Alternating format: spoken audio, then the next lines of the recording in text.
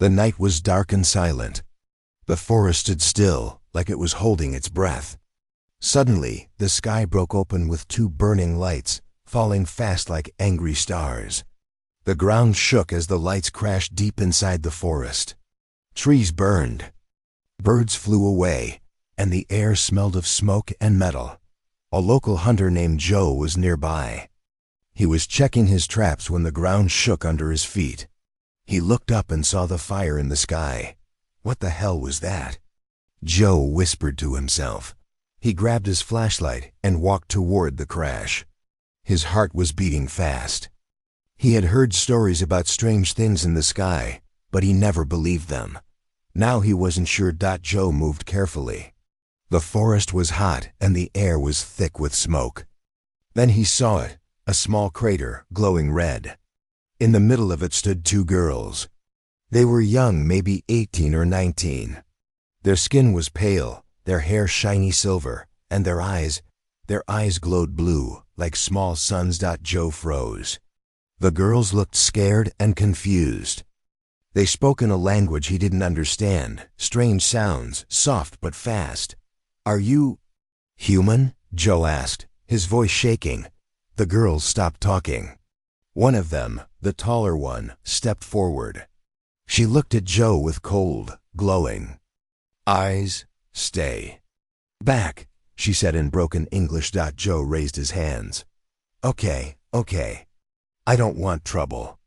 But deep inside, Joe knew these girls were not from Earth. Their names were Zara and Lyra, princesses from a faraway planet called Valora. They had been punished by the High Council of their world. The council had decided that Zara and Lyra broke the laws of their people. They had stolen forbidden knowledge, trying to use power that was not meant for them. Their punishment was cruel. "You will be sent to a primitive planet," the council had said. "You will live without your powers, survive or perish. Never return." The crash weakened them. They could feel their energy fading. On Valora, they were strong, faster than any human, able to control energy with their minds. But here, on Earth, they were just two weak girls. For now, Zara looked around the forest. It was cold, dirty, and full of strange sounds. She hated it already. Lyra touched her head. She felt dizzy. "Zara, I'm weak," she whispered in their language. "We need to move," Zara replied. "We can't stay here. Someone might have seen us." And she was right.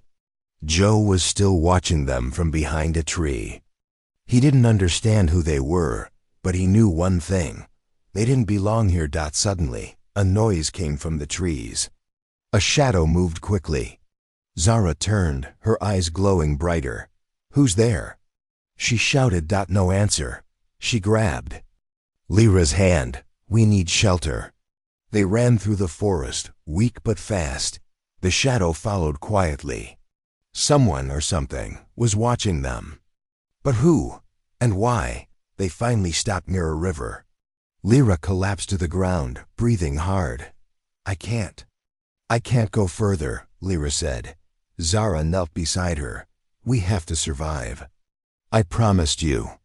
Lyra looked up, her eyes wet. "Do you think the council will let us come back?" Zara shook her head. "No, we are dead to them." Suddenly, they heard footsteps. Slow, heavy. Joe appeared, holding his flashlight. He looked nervous but curious. "I'm not here to hurt you," Joe said. "I saw the crash. I saw you. I just want to help." Zara stood up, ready to fight, even though she was weak. "Stay away." Joe raised his hands again. "You need food, water. I can help." Lyra grabbed Zara's arm. "Maybe we should trust him." Zara didn't like the idea, but Lyra was right. They were weak. They needed help. "Fine," Zara said coldly. "But if you lie to us, you die." Joe gulped. "Fair enough." He led them to a small cabin deep in the woods. It was simple, wooden walls, a small bed, and old furniture. But it was warm. Zara and Lyra sat on the floor, watching everything closely. Joe brought water and some bread. The girls ate slowly, unsure of the taste. What? Are your names? Joe asked. Zara, the taller girl said. Lyra, the other added. And ... Where are you from? They looked at each other. Zara finally answered. Far away. Joe chuckled nervously. Yeah, I figured. While they rested, Joe noticed something glowing under Zara's cloak. A strange device like a small cube with lights. What's that? Joe asked. Don't touch it, Zara warned. Joe nodded, but his eyes stayed on the device. He was a hunter, and he knew when something was valuable. Later that night, as the girls slept, Joe stared at the device. Curiosity burned inside him. He slowly reached out and took the device from Zara's cloak. The lights on the cube blinked suddenly, deep in space, far beyond Earth. A signal was sent. A figure in a dark ship opened his eyes. The exiles have landed. Time to hunt. The forest was silent, but danger was awake. Joe sat in his small wooden cabin. On the table before him, the strange glowing cube from the alien girls rested quietly, but its lights were blinking slowly, like a heartbeat. Joe didn't know what it was, but he felt it wasn't normal. It was alive somehow. He kept staring at it, wondering what would happen if he touched it the wrong way. But curiosity, it was stronger than fear. Just then, a soft voice broke the silence. Where ... did you get that? Joe turned quickly. Zara stood there, her silver hair glowing. Under the dim light, eyes cold and sharp, Joe tried to hide the cube, but it was too late. I was just looking. I didn't mean to steal, he said, his voice shaky. Zara stepped forward. You don't know what you are playing with. Behind her, Lyra appeared, holding her head, still weak. She looked at Joe with sad, tired eyes. Please. Give it back, Lyra said softly. Joe sighed and pushed the cube toward them. Here, I didn't want trouble. Zara grabbed the device and checked it. She frowned. Something was wrong. The cube was sending a signal she didn't start. Her eyes widened. Lyra ... It sent a signal. Someone knows we are here. Lyra looked scared. No, that can't be. Joe watched them. Who knows you're here? Zara stared at him. Someone dangerous. And now, thanks to you, they're coming. Joe felt guilt, but also fear. Look ... I didn't know. But if something bad is coming, you can't survive alone. Let me help. Zara laughed coldly. A human? Help us? Joe stood firm. I may be human, but I know these forests better than anyone. If danger is coming, I can hide you. Lyra touched Zara's arm. He's right. We need him. Zara sighed. She hated being weak, needing help from a primitive species. But right now, there was no choice. Fine, Zara said. But if you betray us, you die. Joe nodded. I get it. The next morning, Joe led them through the forest. He knew secret paths, caves, and rivers. As they walked, he taught them simple English words. The girls learned fast, but Earth was strange to them. The air was heavy, the food tasted weird, and the noises of animals scared them. In the distance, they reached a small town. Zara and Lyra hid behind trees, watching. What ... is that place? Lyra asked. A town. People live there, Joe explained. We need supplies, Zara said. Clothes, food. Joe agreed. Stay hidden. I'll bring what you need. But Lyra was curious. No, I want to see, Zara refused. It's too risky. But Lyra didn't listen. She stepped out of the woods, her glowing eyes covered with Joe's old sunglasses.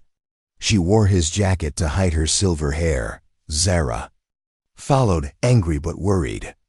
Joe sighed and led them into town. The town was small, quiet. But people noticed them, two strange girls with odd looks and pale skin. Where are they from? A woman whispered. Why do their eyes look so weird? Another said. A police car passed slowly, the officer watching them carefully. Joe noticed. "We need to leave now." But it was too late. Someone had already called the police, reporting 2 strange girls from the woods. Back in the forest, the 3 of them caught their breath. "We can't go into town again," Joe said. "Someone will come looking." Zara clenched her fists. "We should have stayed hidden." But then, Lyra smiled softly. I liked seeing it. It was nice. Zara wanted to stay angry, but seeing Lyra smile, after days of fear and pain, she said nothing. That night, as they rested in the cabin, Joe stared at the stars. He knew the girls were not normal, but he didn't care. He liked them. They were different, but they needed help. Meanwhile, far above Earth, in deep space, a dark ship moved silently. Inside, a figure with cold, red eyes stared at a screen showing Earth. A signal blinked. The exiles. "They're on Earth, weak, easy prey." The bounty hunter smiled wickedly. His ship changed course, heading straight for Earth. Back in the cabin, the cube glowed again, just for a second. Zara woke up, feeling a chill in the air. "Something is coming," she whispered. And in the darkness of space, the hunter whispered back, "Run all you want. I'll find you." Morning light broke through the trees, but peace did not come with it. Zara stood outside the cabin, staring at the sky. She felt watched. She couldn't see anything, but deep inside, she knew someone was hunting them. Lyra sat by the window, watching birds fly across the sky. She smiled. "This world, it feels alive." Joe packed his old backpack with food and water. "If you want to survive, you need to blend in. You can't stay hiding forever." Zara crossed her arms. "We can't blend in. We don't belong." "Here," Lyra touched her sister's hand gently. "Maybe we can try." Joe had an idea. "There's a festival in town today. People wear costumes, masks. You could walk among them. No one would notice." Zara didn't trust the idea, but Lyra's eyes shone with excitement. She wanted to see more of Earth. Zara finally agreed. "Fine, but if anything feels wrong, we leave." Joe smiled. "Deal." By afternoon, the 3 of them walked towards the town. Joe gave them old clothes and scarves to cover their hair. Sunglasses hid their glowing eyes. To any stranger, they looked odd, but not dangerous. The town was alive. Music played in the streets. Kids ran with balloons, and people danced in colorful costumes. Lyra's eyes sparkled. She tasted cotton candy for the first time and laughed. "It's like soft clouds." Zara stayed alert, her eyes scanning every face. Joe chuckled. "You should try to smile." "I'm not here to smile," Zara said. But deep inside, she was curious. Earth was strange but also beautiful. Then something changed. Zara stopped walking. She felt it, a presence, like cold wind touching her neck. She turned her head slowly. Across the street, a tall man in a black coat stood, staring directly at them. His eyes were hidden, but his face was pale, lifeless. He smiled, but it wasn't a kind smile. It was like a wolf seeing prey. "Joe," Zara whispered, "we need to leave now." Joe looked confused. "What? Why?" Zara grabbed Lyra's hand. "We're being watched." Suddenly, the man in black moved fast. Faster than any human should. He crossed the street without looking.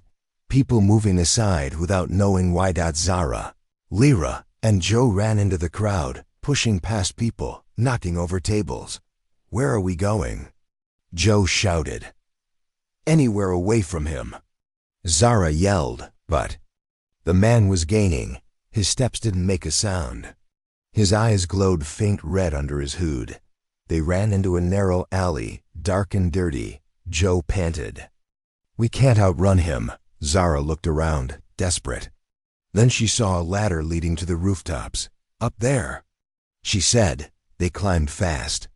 From the roof, They could see the whole town. The man entered the alley.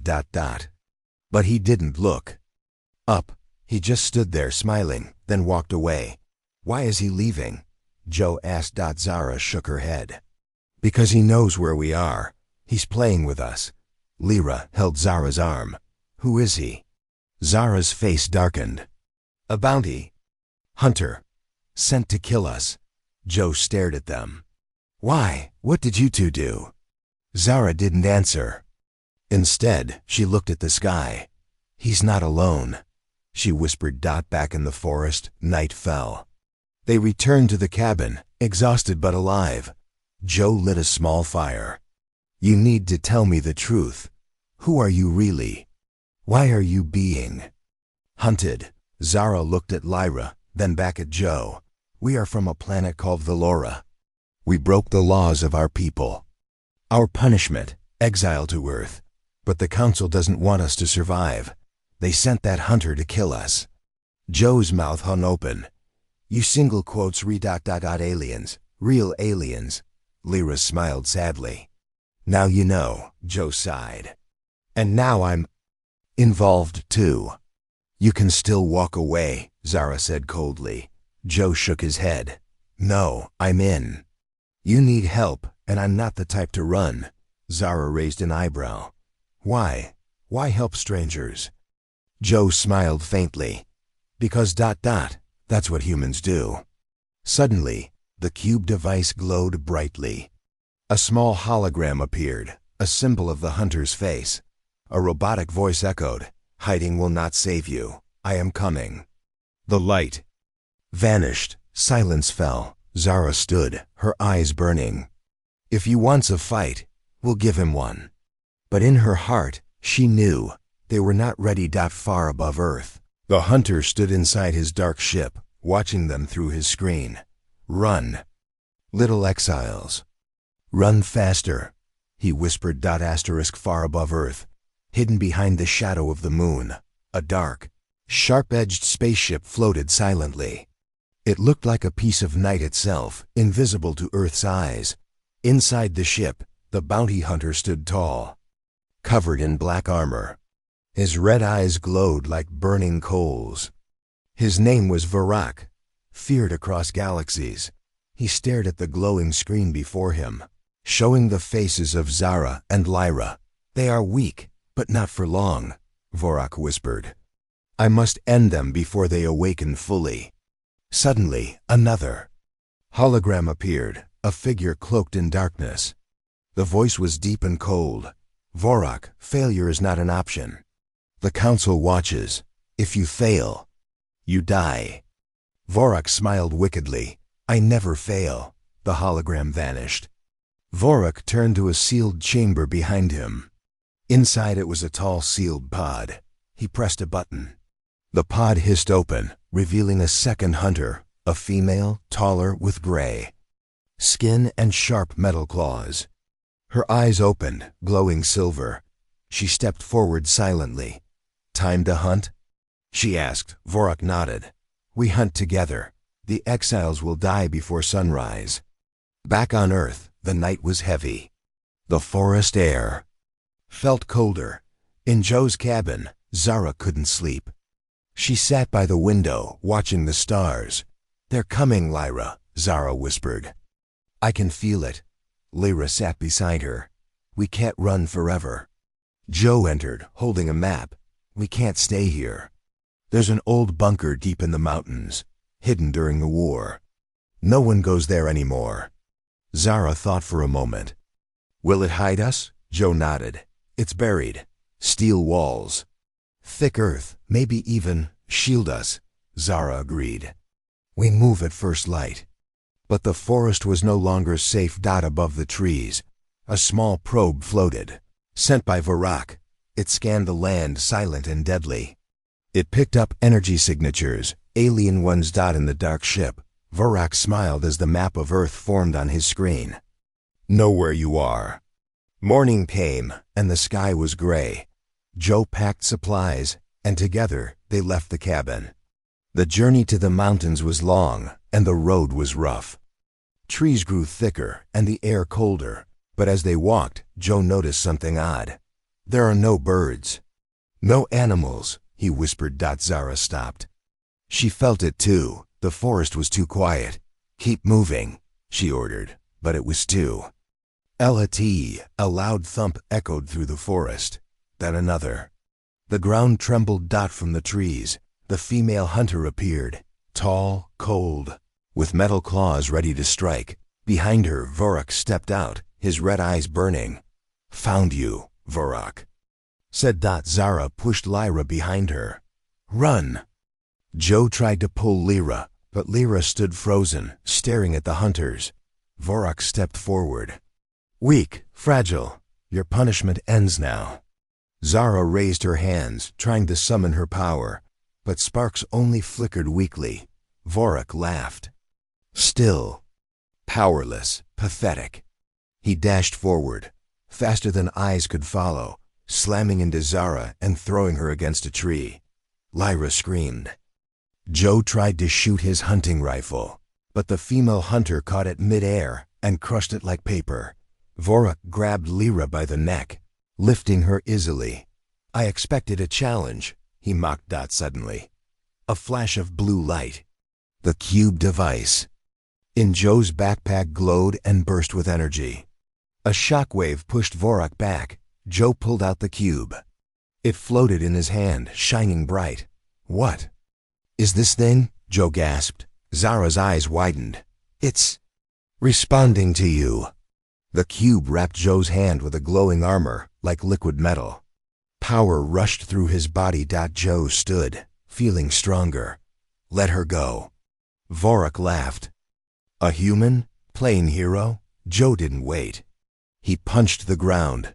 The earth cracked. He moved faster than before, charging at Vorak. The hunters were surprised. Joe grabbed Lyra away and stood between the sisters and the hunters. Zara smiled faintly. Maybe humans aren't so weak, Vorak growled. You've delayed the inevitable. He stepped back, but next time no mercy. In a flash, the hunters vanished into the forest shadows. Silence returned. Joe collapsed to his knees, breathing hard. What was that? He asked. Zara walked up to him. The cube chose you. It sees your heart. Lyra held Joe's arm. You saved me. Joe smiled weakly. I guess I'm part of this fight now. Zara nodded. We need to train you. And ourselves. Because they'll come back, stronger. Far away, Vorak stood in the shadows watching. The human is a problem, he said. Next time we kill him first. Night returned to the forest, but this time, it wasn't quiet.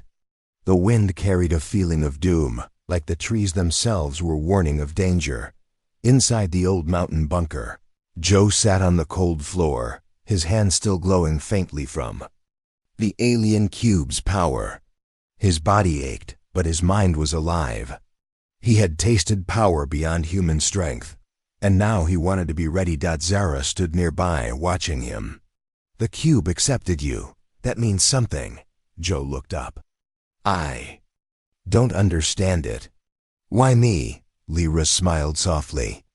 Because you are brave, even without powers. Joe chuckled. Bravery or stupidity, I'm not sure. Zara knelt down beside him. We need to train you. The hunters won't stop. Next time, they'll kill us all. Joe clenched his fists. Then teach me. For days, inside the bunker, they trained. Zara taught Joe how to control the cube's energy, how to channel it into his fists, into his legs for speed, into his mind for sharper senses. Lyra helped too, guiding him with patience. Slowly, Joe improved. He could punch through stone, leap across wide gaps, and move faster than any human ever could. But time was running out. Far away, deep in the forest, Vorak stood with his partner, the female hunter named Selene. They watched the earth sky. We attack tonight, Vorak sighed. No more hiding. We crush them. Selene smiled, showing her sharp metal teeth. And the human? Vorak's eyes burned. I'll tear his heart out myself, Selene activated a small beacon. A dark storm cloud formed above, unnatural and heavy. Inside it, small drones woke up, flying like a swarm of deadly insects. "Let Earth watch," Selene said coldly. "Their night will burn." At the bunker, Joe stood alert. Suddenly, the cube in his hand flashed. A warning. "They're coming," he said. Zara grabbed her staff, made from broken alien tech. Lyra held a small energy blade. They stood together. Ready. Then, the sky cracked. A loud humming noise filled the air. Drones swarmed down from the clouds, like a black rain of death. Then, with a loud crash, Vorak and Selene landed before the bunker entrance. "Time's up," Vorak said, his voice like thunder. Joe stepped forward, fists glowing. "You'll have to go through me," Vorak laughed. "Gladly." He dashed forward, faster than before. But Joe was ready. He dodged, his speed matching the hunters. They clashed. Fists and claws, shaking the ground. Selene attacked Zara and Lyra. Zara blocked with her staff, but Selene's claws were sharp, slicing through metal. Lyra fought with her blade, fast and graceful, but Selene was ruthless. Joe punched Vorak, sending him back, but Vorak wiped the blood from his mouth and smiled. "You've grown strong. Human, but not strong enough." Vorak unleashed a shockwave, throwing Joe against a wall. Joe groaned, struggling to rise. Zara screamed in pain. Selene had slashed her arm deeply. Lyra ran to protect her sister, but Selene kicked her aside. Joe saw his friends falling. He forced himself up. "I won't let you win." The cube on. His hand glowed brighter than ever, and then it spoke. "User accepted. Power level unlocked." Joe's body glowed, his eyes shining blue. The cube had fully bonded with him. He stood tall. Energy flowed through his veins. He moved like lightning, striking Vorak with punches that echoed like thunder. Vorak staggered, shocked. "Impossible." Joe didn't stop.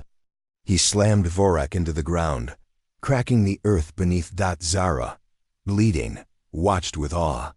"He's one of us now." Selene growled and charged at Joe, but Lyra threw her blade with precision. It struck Selene's leg, making her fall. Joe grabbed Selene by the neck. "Stay down." Then he turned to Vorak. "This ends now." Vorak smiled, blood on his teeth. "You win. This time." He pressed a button on his suit. A bright flash, and both hunters vanished in a teleport wave. Silence. Joe collapsed, breathing hard. The light in the cube faded. Zara and Lyra crawled to him, their bodies weak but alive. "You did it," Lyra whispered. Joe smiled weakly. "We did it. Together." Zara looked at the sky. "They'll return. The council will send more." Joe looked at them both. "Then we'll be ready. Next time, they'll see what humans can do." But above Earth, in deep space, the council watched. Everything through hidden eyes. "The human is dangerous," a voice said. Double quotes prepared. The armada. The mountain bunker stood quiet. The air was heavy with the smell of smoke and blood. The battle was over, but no one felt peace. Joe lay on the cold floor, his body weak. The power of the cube had saved them, but it had drained him. His hands no longer glowed. He was just human again, tired, bruised, but alive. Zara sat nearby, wrapping cloth around her wounded arm. She watched Joe in silence. For the first time, she felt something strange inside her. Something she didn't understand. Lyra knelt beside Joe, wiping the blood from his face. She whispered, "You should rest." Joe looked at her with tired eyes. "I'm fine. Just need a minute." Lyra smiled gently. "You saved us. I thought we were dead." Zara stood and walked outside the bunker. She couldn't watch them anymore. She felt a sharp ache in her chest, jealousy, though she didn't know the word for it. Outside the night was cold. The stars seemed closer, brighter. Zara stared at them, thinking of her home planet, Valora, and what she had lost. Suddenly, Lyra appeared behind her. Zara... Are you okay? Zara didn't turn. You care too much for him. Lyra looked down. He saved us. That's not what I mean.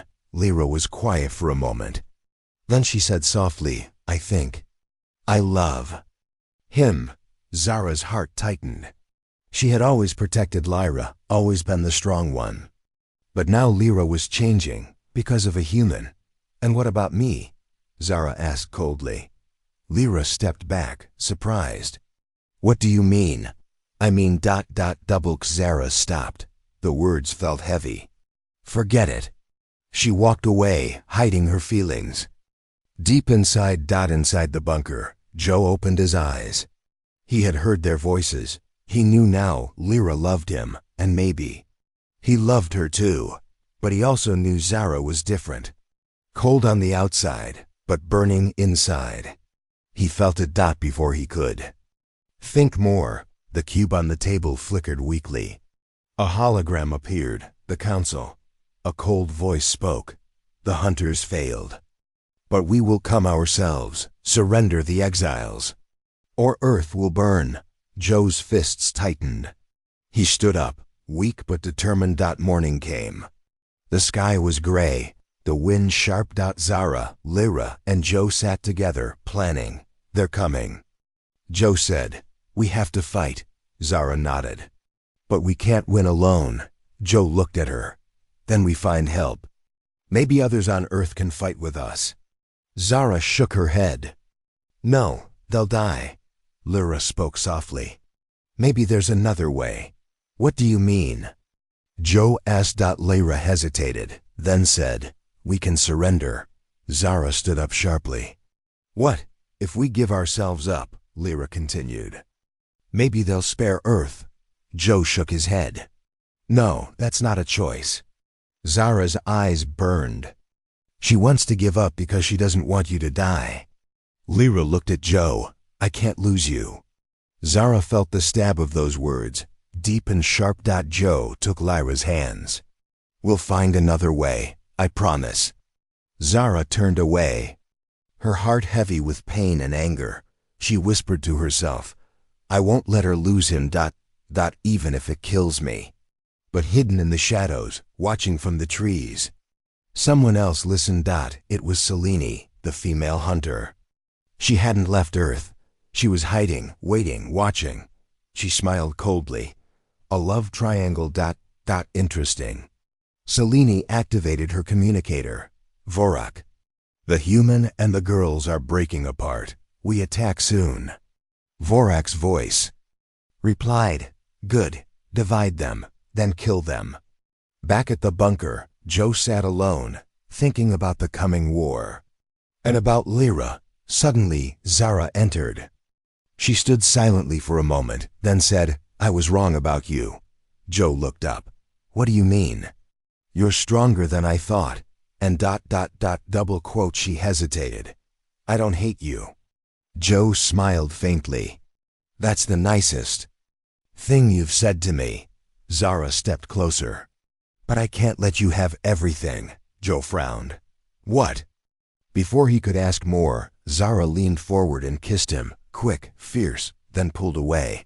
I just wanted to know what it felt like, she whispered. She walked out, leaving Joe stunned and confused. Outside, Lyra saw everything. She stood hidden, her heart breaking, and far away. Vorak and Selene prepared their final attack. Their hearts are weak, Vorak said. We'll crush them, body and soul. The sky cracked open at dawn. Not with light, but with darkness. Above Earth. The clouds twisted as a giant shadow appeared, the council's ship. It was bigger than a city, floating in the sky like a metal mountain. Its engines hummed so loud that birds fell silent. Inside the ship, council members watched Earth through glowing screens. Their leader, a tall figure of pure energy, whispered, End them, all of them. On the ground, Joe, Zara, and Lyra stood outside the bunker, staring at the sky. A beam of red light shot down, shaking the earth. In its glow, Vorak and Selene appeared, their final visit. Joe tightened his fists, the alien cube glowing faintly on his hand. But he was weaker now, his body almost broken from the last fight. Vorak stepped forward. "This is it, human. No more running." Zara stood in front of Joe. "You'll have to kill me first." Vorak smiled darkly. "Gladly." But then, a deeper sound echoed from the sky, like 1,000 drums. A massive council guard descended, soldiers of energy and steel, their bodies covered in bright armor. Their leader spoke loudly, "Zara of Velora, Lyra of Velora. You are sentenced to death for your crimes. Surrender now. The human will die." "With you," Joe stood tall. "No, I won't let that happen." Zara looked at him. "You can't fight them all. You'll die." Joe smiled weakly. "Better to die standing than live watching you die." Lyra stepped forward, her eyes full of tears. "I won't lose anyone I love." She closed her eyes. And something inside her broke free. A wave of pure energy exploded from Lyra, bright and blue, knocking the soldiers back. Her powers, locked by fear, had finally awakened. Zara watched in shock. "Lyra, how?" Lyra's eyes glowed bright. "Because I'm done being afraid." She took Joe's hand. The cube responded, shining stronger.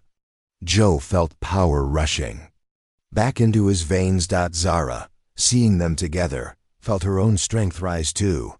She would not lose them both. Not now. The three stood together, a human and two exiled alien sisters, ready to face death. Vorak roared and charged. Joe blocked him, fists glowing, punching back with all his might. Selene attacked Lyra, but Lyra moved faster, her energy shaping into shields and blasts of light. Zara faced the council guards, her staff swinging, her body moving with sharp, deadly grace. It was a battle of light and darkness. The sky flashed with power, the ground cracked under their feet. But still, the council ship watched, waiting. Then, something unexpected happened. The council leader himself descended, a being of light with no face, only power. He spoke, his voice like a storm. "You fight for love? For a human? How foolish." Joe stepped forward, barely standing. "You call it foolish, but it's what makes us strong." Lyra grabbed Joe's hand.